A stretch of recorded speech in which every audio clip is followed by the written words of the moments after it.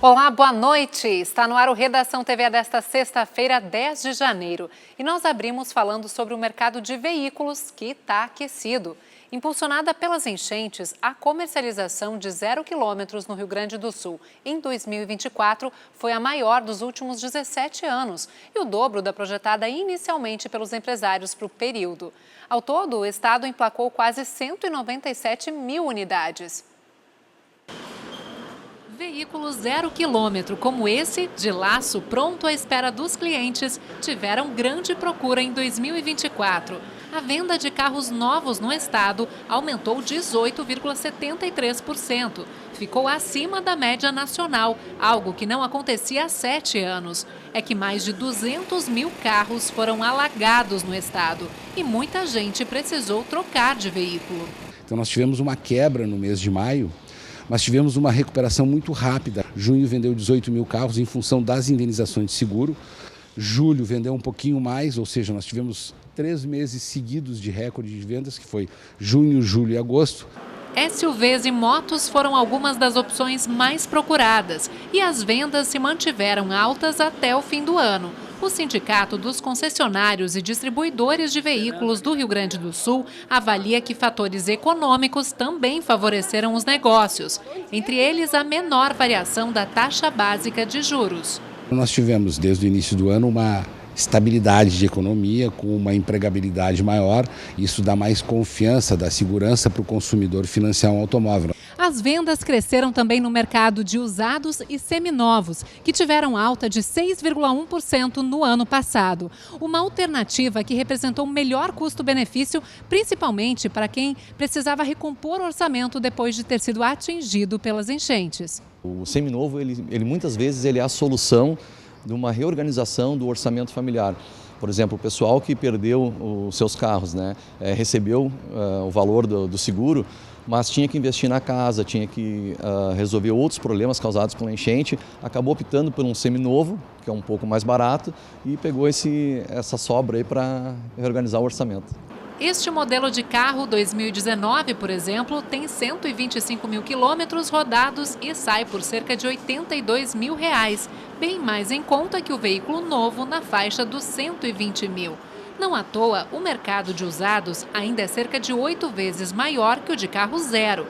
O Chico não teve dúvidas ao escolher um seminovo. Eu sempre achei o melhor custo-benefício, porque tu consegue melhor preço, barganhar, negociar, Um carro seminovo, ele é bem conservado ainda, ele tem uma boa utilidade e ele não está tão caro quanto um carro zero, também não desvaloriza tanto quanto for repassar, A Associação dos Revendedores de Automóveis do Rio Grande do Sul diz que a maioria dos carros alagados na enchente foi vendida para outros estados e que as lojas associadas à Agência Auto intensificaram as inspeções para garantir a procedência dos veículos, sem histórico de enchentes ou acidentes.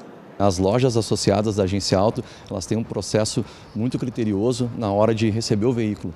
Então é feita uma vistoria, é feita uma avaliação no carro, onde é checado vários itens que geram a segurança para a gente receber esse carro. Para este ano, a expectativa é de que as vendas continuem subindo, mas num ritmo menor. E o que também chamou a atenção nas vendas do setor automotivo no ano passado é que o percentual de compras financiadas aumentou de 35% para 45% entre os carros novos, movimento que mostra a importância da estabilidade de juros para quem avalia contrair um financiamento. E em 2025, o que podemos esperar da taxa Selic, que define o juro básico da economia brasileira? Assunto para nossa entrevista com o economista Eduardo Lamas, que estamos recebendo aqui no estúdio. Seja muito bem-vindo, Eduardo. E o IBGE divulgou hoje, a inflação oficial 2024. O IPCA 2024 fechou o ano em 4,83%, acima do teto da meta, que era de 4,5%. O que isso indica para a Selic 2025? Boa noite. Oi, boa noite, Dalva. A gente está num processo de aceleração da inflação. Nada que signifique um descontrole, mas em relação ao que a gente vinha rodando antes, a pressão das variáveis macroeconômicas, um mercado de trabalho ainda muito apertado, significa desemprego muito baixo, e alguns programas de transferência de renda e, enfim, outras variáveis que estão pressionando a taxa de inflação. Mas eu diria que hoje a maior pressão, e que a gente ainda vai sentir nos próximos meses, sobre os preços, né, e, consequentemente, a inflação, é a taxa de câmbio. E a tendência é que a inflação continue aumentando no ano que vem? Todas as previsões mostram que a gente está num processo de aceleração. Então, a pressão vai ser no sentido de como o Banco Central vai reagir a essa previsão de aumento de inflação. Ele não vai ter outra saída se não aumentar a taxa de juros. Isso ele já disse que ele vai fazer. Outro fator que tem tido muito impacto na economia é a desvalorização do real frente ao dólar. É um movimento que também deve continuar no ano que vem e de que maneira impacta na taxa de juros brasileira? A taxa de câmbio é uma variável muito volátil e muito difícil de prever. Ainda mais com mudança de governo lá, né? Com mudanças internacionais. Eu diria assim que se hoje o dólar mantivesse o mesmo nível, né, então a gente está um pouquinho acima de R$6, os preços, a notícia ruim é que esses preços vão contaminar, essa taxa de câmbio ainda leva um tempo para contaminar os preços aqui. Não é imediato, então a experiência mostra que a gente leva até 6 meses, 8 meses para os preços internos refletir a taxa de câmbio. Então, isso significa que a gente ainda vai levar, pelo menos esse primeiro semestre, com uma pressão importante sobre a inflação, que é o reflexo da taxa de câmbio sobre os preços domésticos. Quais preços? Principalmente dos o que a gente chama bens comercializáveis. Então, assim, bens duráveis, bens agrícolas, automóveis, né, que a gente falou agora. Então, essa tendência é que vai subir um pouco acima da média. O governo federal hoje argumentou que fatores climáticos estão pesando muito sobre a inflação, as secas e a cheia aqui do Rio Grande do Sul, por exemplo, mas tem outras questões conjunturais que devem continuar em 2025, como você falava. E de que maneira o governo pode trabalhar para tentar melhorar esse cenário, né, com as questões fiscais em especial, que tem sido uma tônica, o mercado tem cobrado muito mudança na postura fiscal do governo? Esse ano de 2025 vai ser um ano chave, porque a partir de 2006 a gente já tem ano de eleição, então a tendência é que o Congresso fique mais lento em avaliar as decisões, o governo também muda a postura em ano de eleição, então ele vai apostar tudo nesse ano para fazer o ajuste. O problema é que no ajuste, como ele prometeu agora e até no final do ano, esse ajuste fiscal ainda é muito insuficiente do que o mercado esperaria para manter estável a dívida pública. Então, o risco que a gente corre, que o governo está atento a isso, ele não vai ficar inerte certamente a esse problema. Se ele perceber que a dívida pública começa a aumentar numa velocidade acima do esperado, e isso é possível se a gente continuar com uma crise de confiança, inevitavelmente ele vai ter que fazer um ajuste fiscal mais profundo, combinado com o Banco Central, lá que agora, apesar de ser independente, é um indicado do governo atual, vai ter que subir mais a taxa de juros.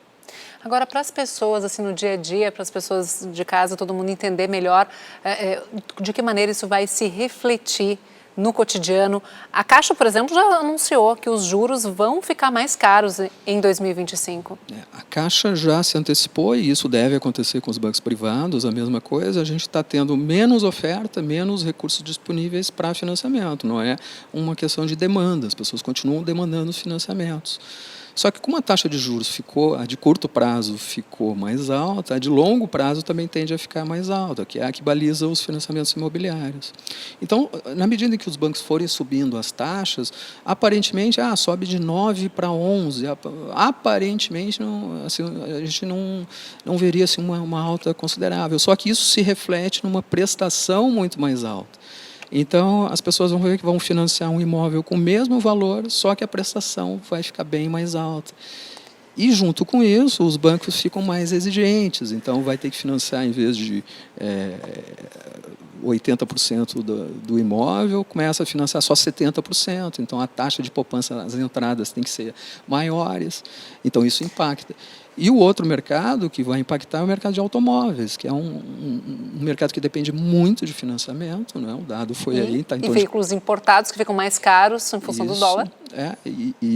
Então, assim, quase a metade dos automóveis são financiados, então a prestação vai ficar mais alta. Então, no mercado de automóveis, a gente viu aí que tem antecipação de compras, os consumidores estão agindo racionalmente, porque a tendência é que a gente tenha preços mais altos e condições de financiamentos mais apertadas. Então, nesse ano de 2025, esses mercados tendem a apresentar esses efeitos. E alguns reflexos, né, da alta da inflação e, consequente, provável alta já indicada pelas instituições financeiras também na taxa Selic.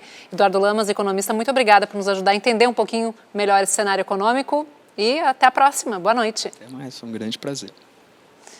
E o índice de preços ao consumidor amplo na capital gaúcha registrou alta de 0,5% em dezembro. Com isso, o IPCA de Porto Alegre fechou o ano com variação acumulada de 3,57%. Foi a menor taxa entre as 16 áreas pesquisadas pelo IBGE. Em dezembro, a maior pressão sobre o indicador veio do grupo de transportes, influenciado principalmente pelo aumento nos preços dos serviços por aplicativos. Já o menor impacto veio do grupo habitação, em função da queda nos preços da energia elétrica residencial. E chegou a hora de conferir a previsão do tempo para este final de semana, que vai ter instabilidade em boa parte do estado, inclusive na praia. Veja no mapa.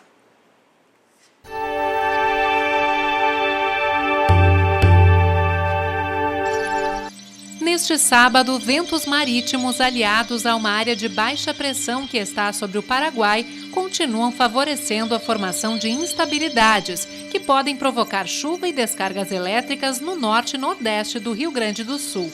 Também pode ter chuva fraca e isolada no litoral, no sul, Costa Doce e região metropolitana.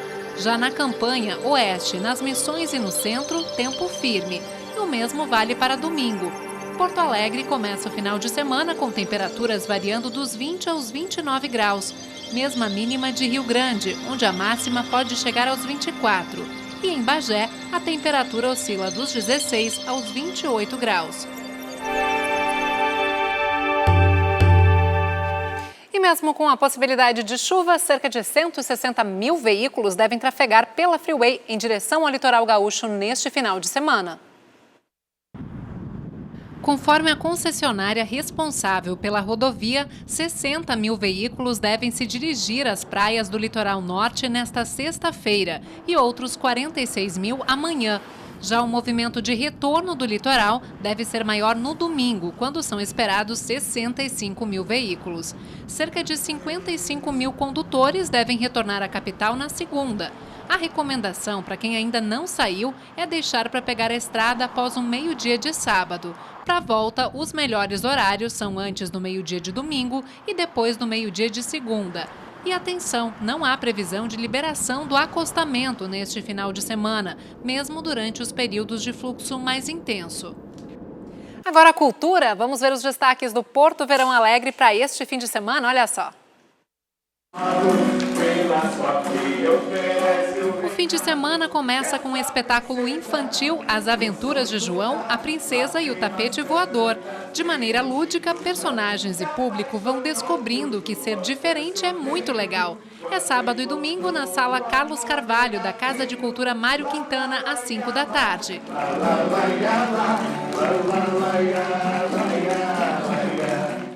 Às 8 da noite, no Teatro São Pedro, tem show de Ney Lisboa e banda. No repertório, grandes sucessos do compositor ao longo dos 45 anos de carreira.